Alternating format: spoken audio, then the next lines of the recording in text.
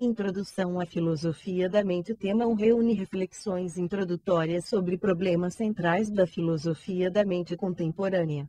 Ele está estruturado em 2 tópicos. No primeiro, os objetivos da filosofia da mente são apresentados, enfatizando-se 2 de suas características preponderantes: o naturalismo e a interdisciplinaridade. No segundo tópico, as seguintes abordagens são apresentadas: a teoria da identidade, b. funcionalismo, c. eliminativismo e d. cognição incorporada e situada. 1. Caracterização da filosofia da mente. A filosofia da mente é uma área de investigação filosófico-interdisciplinar que tem como objetivo investigar a natureza da mente, seus processos, estados, funções, sua relação com o corpo e com o meio ambiente. Partindo de distintas perspectivas teóricas, a filosofia da mente busca investigar processos mentais associados à cognição, memória, percepção, ação, vontade, emoção, dentre outros. Há 2 características básicas da filosofia da mente que merecem destaque: a. naturalismo. As concepções contemporâneas de mente na tradição filosófica analítica anglo-saxã são basicamente naturalistas, em um sentido bastante amplo da expressão. São naturalistas porque consideram que os estados, processos e eventos mentais fazem parte do contexto de eventos que ocorrem na natureza e não podem ser creditados a entidades sobrenaturais de algum tipo. b. interdisciplinaridade. Os estudos da filosofia da mente são interdisciplinares. Considera-se que disciplinas como psicologia, computação, linguística, neurociências, biologia, que também estudam os processos mentais, oferecem aportes necessários para a reflexão filosófica sobre tais processos. Além disso, existe um ideal de unificação metodológica no tratamento de problemas investigados na área. A filosofia da mente trata também de questões metafísicas bastante tradicionais, podendo ser incluídos nesse domínio o problema mente-corpo, o problema da identidade pessoal e da causação mental, que serão tratados no tema 2. Por outro lado, os estudos atuais sobre a consciência são claramente interdisciplinares, assim como os trabalhos sobre a motivação. A discussão filosófica se alimenta de várias ciências, mas tem uma abordagem própria, mais reflexiva e analítica. Rodapio. Cabe ressaltar que na concepção de Wittgenstein, a mente não é objeto de estudo para as ciências empíricas. Mas sobre isso, os Wittgensteinianos, apesar de influentes, formam um grupo à parte. O ideal de unificação metodológica no estudo da mente tem como pressuposto a hipótese de que a física fornece um bom modelo de investigação na pesquisa científica. Esse ideal tem sido alvo de críticas por parte de muitos filósofos, inclusive de seu proponente original Hilary Putnam, que em 1960 defendeu a tese da unidade metodológica da explicação científica, tão cara ao positivismo da primeira metade do século XX. Links. Em 1998, no texto Renovando a Filosofia, Renewing Philosophy, Putnam problematiza sua própria concepção inicial da unidade metodológica das ciências no estudo da mente, considerando-a simplista. Concebendo os limites do projeto que inicialmente defendeu nos anos 60, ele argumenta em defesa de um perspectivismo que envolva uma multiplicidade de métodos de investigação no estudo de sistemas complexos, como é o caso da mente. Apesar da polêmica em torno dos métodos de investigação apropriados, a interdisciplinaridade constitui uma característica central da filosofia da mente, na tradição analítica, em decorrência de seu viés naturalista, uma vez que se considera que a dinâmica e a organização da mente estão sujeitas às leis naturais. Para compreendê-las será necessário utilizar dados obtidos pelas ferramentas investigativas das ciências naturais, além dos recursos próprios da investigação filosófico-conceitual. É, justamente, esse naturalismo metodológico que faz com que a filosofia da mente e a chamada ciência cognitiva estejam intrinsecamente relacionadas. A ciência cognitiva é uma área interdisciplinar de pesquisa dos processos cognitivos, tendo como alicerce a concepção mecanicista da mente. O objetivo inicial desta ciência era a produção de modelos mecânicos explicativos dos processos associados ao pensamento inteligente. Conforme ressalta Gardner, 1985, página 6, 7, são 5 as principais características da ciência cognitiva em seu estado de desenvolvimento na década de 1980. O estudo das atividades cognitivas humanas envolve necessariamente o estudo das representações mentais, o que supõe um plano de análise diferente do plano biológico ou neurológico. A hipótese de que os modelos computacionais são os mais apropriados para compreender como a mente funciona. O recorte metodológico adotado para a elaboração de modelos mecânicos da mente não considera, inicialmente, fatores como os emocionais, culturais, contextuais, entre outros. Esses fatores são reconhecidamente importantes para a compreensão do funcionamento da mente, mas sua inclusão naquele momento iria tornar muito complexa a modelagem computacional. A abordagem interdisciplinar da mente deve ser adotada. As barreiras entre as diferentes disciplinas que compõem a ciência cognitiva, psicologia, computação, linguística, neurociências, biologia, etc., serão idealmente transpostas pela adoção da modelagem computacional que unifica a ciência cognitiva. A agenda da ciência cognitiva será estabelecida pelo conjunto de questões e preocupações que há muito são investigadas pelos epistemólogos na tradição ocidental clássica. No tema 3 comentaremos a evolução da ciência cognitiva a partir da década de 1980. No momento é suficiente observar que as características de 1 a 5 acima mencionadas têm sido objeto de questionamento bastante polêmico nos estudos realizados pela filosofia da mente e pela filosofia ecológica, Link. Assim, por exemplo, uma dificuldade enfrentada pelo mecanicismo diz respeito ao aspecto criativo que constitui uma marca inegável da mente. Como explicar a criatividade através de uma abordagem mecanicista? Dificuldades da mesma envergadura são enfrentadas quando se reflete acerca da natureza do livre-arbítrio, da identidade pessoal, da comunicação significativa e das emoções, dentre outros. Essas dificuldades são pesquisadas a partir de perspectivas explicativas distintas no programa de pesquisa da filosofia da mente e da ciência cognitiva. No próximo tópico passamos a apresentar algumas das perspectivas comuns a estas áreas de investigação no que diz respeito à natureza da mente. 2 diferentes abordagens no estudo da mente. O interesse pela investigação científica sobre a natureza da mente começa a delinear-se a partir do fim do século XIX e início do século XX, simultaneamente ao desenvolvimento dos estudos da então jovem ciência da psicologia. A psicologia ainda se debatia entre as imposições de um vocabulário carregado de concepções dualistas e intelectualistas de mente, de um lado, e, de outro, a necessidade de atender algumas exigências da tradição analítica e de suas críticas à metafísica. Curiosamente, uma das primeiras grandes teorias psicológicas para explicar os processos cognitivos e ação inteligente, tradicionalmente considerados de responsabilidade da mente, foi o chamado behaviorismo. Esta escola psicológica considerava que o caráter não observável, introspectivo, dos processos mentais impedia a sua investigação rigorosa e a verificação de seus resultados, razão pela qual a psicologia deveria focalizar apenas o comportamento observável em suas investigações.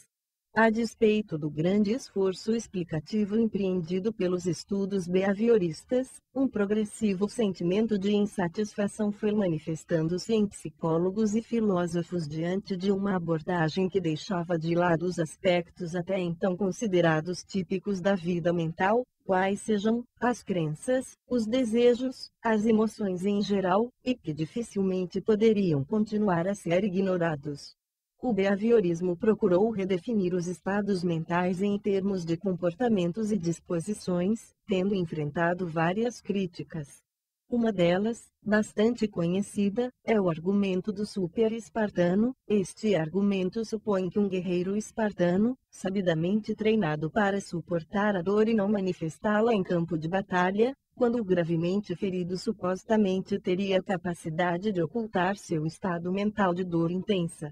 Esta capacidade de ocultamento inviabilizaria um estudo de seu estado de dor em termos comportamentais.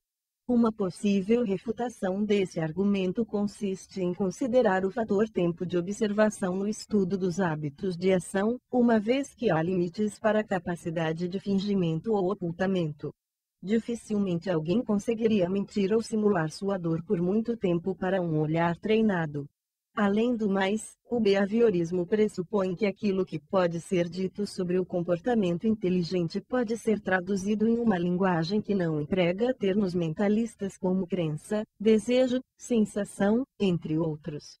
A maioria dos filósofos e psicólogos julga que o programa de tradução do behaviorismo falhou, uma vez que eles consideram que não se pode definir uma noção mentalista ou intencional em termos não intencionais.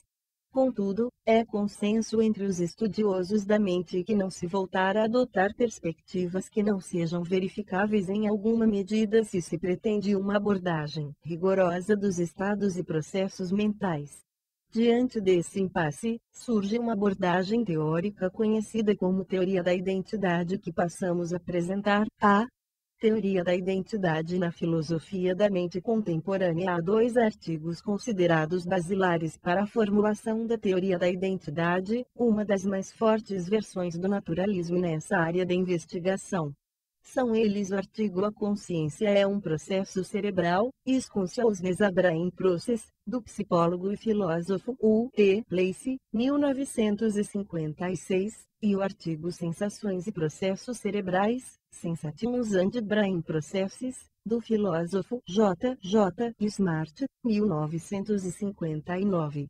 Eles pretendem propor uma teoria da mente que não recaia nos abusos metafísicos do dualismo substancial, de inspiração cartesiana e nem no extremo em que acabou caindo o behaviorismo que, em seu esforço por construir uma teoria científica da psicologia, acabou caracterizando os eventos e processos mentais em termos comportamentais.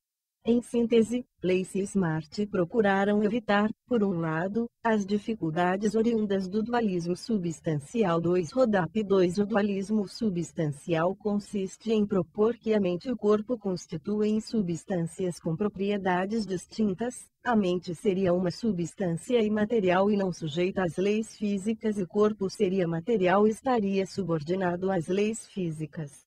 Esta concepção subjaz o pensamento de muitos filósofos, mas foi claramente formulada por René Descartes na obra Meditações, resultantes da incapacidade de explicar a interação causal entre mente e corpo e, por outro, a suposta redução do mental ao comportamental realizada pelo behaviorismo. Não cabe aqui uma longa exposição sobre o behaviorismo, mas, a despeito de todas as críticas que lhe são dirigidas por várias escolas e tradições filosóficas, tem, a nosso ver, o inegável mérito de mostrar a relevância do comportamento na compreensão da inteligência e, assim, o de propor uma das primeiras abordagens externalistas, link, da mente. Tampouco cabe aqui uma análise detalhada do dualismo cartesiano que, graças à sua precisa formulação, possibilitou um fértil debate sobre a natureza da mente e do corpo. Segundo Lacey e Smart, estados eventos mentais são, em certo sentido, internos e não podem ser simplesmente identificados ao comportamento ou às disposições comportamentais. Os estados mentais seriam internos não porque sejam da alçada exclusiva da vida privada de um fantasma na máquina, mas porque estados de eventos mentais seriam idênticos numericamente, 1 a 1, a estados de eventos físicos que ocorrem no sistema nervoso. Lacey, 1956, argumenta que uma psicologia científica deveria identificar a consciência padrões de atividade cerebral. Assumindo que os estados de eventos mentais são idênticos aos estados de eventos cerebrais, ele defende que os termos mentalistas e fisicalistas, embora diferentes, teriam o mesmo referente cerebral. Uma situação análoga pode ser considerada através do exemplo, na filosofia da linguagem, das expressões estrela da tarde e estrela da manhã que, apesar de possuir sentidos diferentes, ambas se referem ao planeta Vênus. Quando, por exemplo, sinto dor e digo estou sentindo dor, esta descrição na linguagem comum não dá conta de expressar o conjunto de eventos neurofisiológicos responsáveis pela sensação de dor. Contudo, segundo Place, uma boa descrição em termos neurofisiológicos, a ativação das fibras C se referirá precisamente ao mesmo evento descrito pela frase estou sentindo dor. Isto porque sentir dor é um processo cerebral, resultante da ativação das fibras C, a ser investigado rigorosamente pela neurofisiologia. Dando continuidade aos argumentos de Place em defesa da identidade mente-cérebro, Smart observa que não basta considerar que os eventos mentais estão correlacionados a eventos cerebrais. Ao contrário, ele enfatiza que tal suposta correlação implica introduzir, de modo sutil, teses dualistas na psicologia. Isto porque só pode ser correlacionado aquilo que é distinto. Uma pegada deixada na cena do crime pode ser correlacionada ao calçado do suspeito de tê-lo cometido, mas isso só poderá ser feito porque a pegada e o calçado são objetos diferentes. Nenhum detetive irá correlacionar o suspeito consigo mesmo. A grande preocupação de Smart, 1959, quando procura refutar vários argumentos opostos à tese da identidade postulada por Place, é colocar na ordem do dia da abordagem fisicalista, Link, os eventos estados da consciência. Se ainda carecemos das ferramentas explanatórias necessárias para isso, segundo ele, podemos perguntar: por que não poderá haver novas leis para a psicologia como as leis da eletricidade e do magnetismo, que foram novidades do ponto de vista da mecânica newtoniana? A despeito de suas excelentes intenções, porém, a teoria da identidade teve vida bastante curta no cenário filosófico contemporâneo. Mal estava ela procurando consolidar-se quando aparecem veementes críticas às suas teses, em especial àquele que identificam os tipos de estados mentais e os tipos de estados cerebrais. Como veremos a seguir, o funcionalismo surge como uma alternativa às propostas explicativas de Place e Smart. Funcionalismo. Uma das principais objeções que são dirigidas à teoria da identidade mente-cérebro é conhecida como o argumento da realizabilidade múltipla e foi apresentado por Hilary Putnam no início da década de 1960. Esta crítica observa que a tese da identidade 1 a 1 não dá conta de explicar por que diferentes estruturas materiais instanciam, incorporam, o mesmo tipo de evento ou estado mental. Se há uma estrita identidade entre estados mentais e cerebrais, fica difícil compreender por que, por exemplo, os estados neurofisiológicos relacionados à dor nos cérebros de diversas espécies animais, cada uma com anatomias distintas, podem ser idênticos ao mesmo evento mental dor. O funcionalismo, especialmente em sua vertente computacional, torna-se preponderante na ciência cognitiva e na filosofia da mente a partir do início dos anos de 1970. Ele pode ser definido, grosso modo, como sendo uma abordagem dos estados e eventos mentais ligados ao comportamento inteligente e que privilegia a função desempenhada pelo sistema cognitivo independente de sua base material.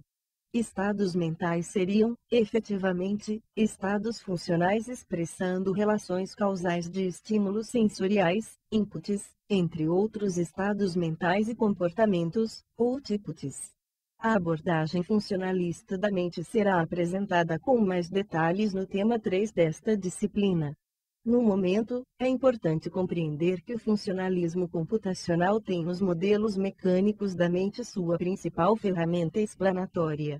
Uma vez mais, dificuldades foram apontadas por filósofos, como Dreyfus, 1979, Searle, 1980, e Baker, 1987, entre outros concernentes aos limites da concepção funcionalista da mente.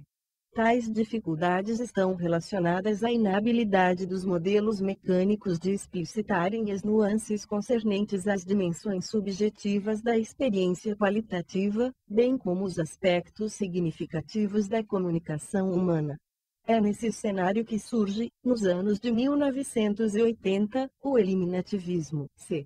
Eliminativismo buscando superar as críticas dirigidas à teoria da identidade e ao funcionalismo. Em meados dos anos de 1980, Patricia Schurchland e Paul Schurchland, 19.880-2004, propõem uma concepção materialista radical de estudo dos processos cerebrais, o eliminativismo. 1988-2004.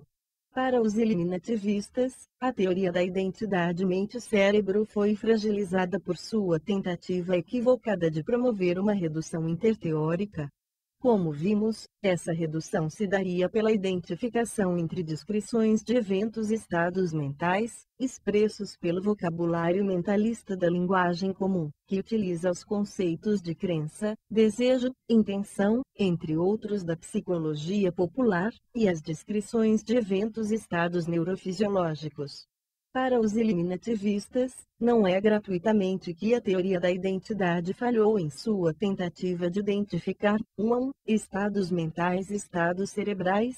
Tal falha se deve a que as descrições mentalistas da psicologia popular seriam falsas e totalmente enganosas e, portanto, irrelevantes para as explicações científicas do comportamento humano, pois a descrição dos estados e eventos cerebrais bastaria para isso. O vocabulário mentalista constituiria, para eles, um entulho metafísico que deveria ser eliminado do cenário explicativo sobre a natureza da mente. Podemos dizer, na perspectiva eliminativista, que as teses da psicologia popular como, por exemplo, que sou levada a agir por minha força de vontade, estou triste porque meu gato morreu não auxiliam na explicação das causas de minha ação ou de meus estados neurológicos. A psicologia popular forneceria explicações mitológicas ao supor a existência de entidades misteriosas, como vontade e tristeza, dotadas de certa força causal em minha conduta. Para os eliminativistas, a linguagem mentalista, que atribui a crenças e desejos os motores da nossa ação, será retirada do cenário científico e filosófico futuro, tão logo as neurociências sejam reconhecidas. Ao desenvolverem seu aparato conceitual, paradoxalmente, os eliminativistas acreditam que uma descrição adequada dos processos cerebrais substituirá a linguagem mentalista da psicologia popular. Segundo eles, ocorrerá com a linguagem mentalista algo semelhante ao que ocorreu com o conceito de flogisto. Este conceito foi postulado na tentativa de explicar fenômenos ligados à combustão no século XVII. Supostamente os corpos combustíveis teriam em seu interior o elemento flogisto, que seria emanado em certas condições, resultando na combustão, e posteriormente eliminado do cenário teórico da química ao ser constatado. Inteiramente falso. O projeto eliminativista de abolir a linguagem mentalista enfrenta inúmeras dificuldades. Uma das principais é, como comunicaríamos nossas intenções e estados mentais sem utilizar o vocabulário mentalista da psicologia popular? Será que passaríamos a afirmar minhas fibras neuronais estão ativadas hoje quando normalmente diríamos estou com dor de cabeça? Ainda que seja chocante a proposta de um abandono total da linguagem mentalista, a proposta eliminativista tem o mérito de suscitar discussões, preferencialmente de forma crítica, sobre a natureza dos estados mentais à luz de resultados obtidos pela neurociência contemporânea. Entendemos que a utilização do vocabulário mentalista não pode ser menosprezada, mesmo porque a própria dinâmica da linguagem, científica e comum, incorpora revisões nos termos de que se serve para modificar, ou até alterar inteiramente, os próprios pressupostos teóricos de nossa psicologia popular.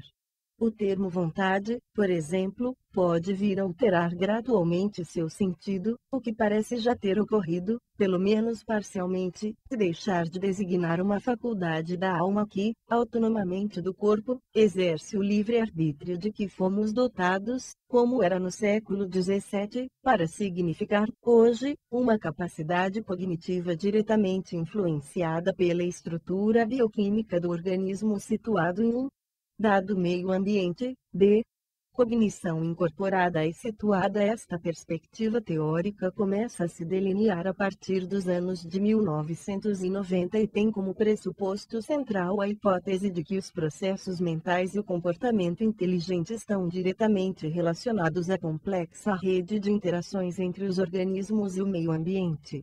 Ao ressaltar o aspecto corporal dos processos mentais, esta abordagem destaca a integração e interdependência existente entre processos corpóreos em geral, metabólicos, hormonais, etc., e os processos mentais. Além disso, esta abordagem chama atenção para as relações que o organismo estabelece com o meio ambiente em que está física e historicamente situado e a influência que características ambientais têm no desenvolvimento de processos mentais, especialmente na história evolucionária dos organismos. Cognitivistas como Clark, 2001, 2008, e Azelager, 2004, entendem que é preciso criar modelos robóticos corpóreos e ambientalmente situados que sejam capazes de desempenhar performances inteligentes análogas às que efetuam os organismos biológicos. Em especial, tais modelos objetivam lidar de modo apropriado com os desafios e imprevistos que surgem em ambientes não controlados. Em especial, a cognição incorporada e situada focaliza a dia de corpo-ambiente em sua permanente, e de dupla mão, busca por ajustes para adaptação às novas variáveis que tal interação dinâmica gera. Uma das grandes virtudes desta abordagem é que ela permite levar em consideração uma multiplicidade de fatores hoje reconhecidos relevantes para a compreensão dos processos mentais que até então haviam sido preteridos, como ressaltamos no tópico 1. Em especial, a cognição incorporada e situada propõe modelos da cognição que tenham efetivamente uma maior plausibilidade biológica, inclusive levando em conta fatores envolvendo a multiplicação e complexificação das possibilidades de interação dos organismos com o ambiente, e do ambiente com os organismos, ao longo da história evolutiva dos seres vivos em nosso planeta. Em suma, neste tema foram brevemente apresentadas hipóteses das principais teorias da mente que constituem o cenário filosófico e cognitivista contemporâneo, cada uma delas com indiscutíveis méritos filosóficos, embora não isentas de dificuldades. No próximo tema trataremos de alguns problemas centrais da filosofia da mente sobre os quais estas diferentes abordagens se debruçaram atentamente, mas que ainda não receberam uma solução satisfatória.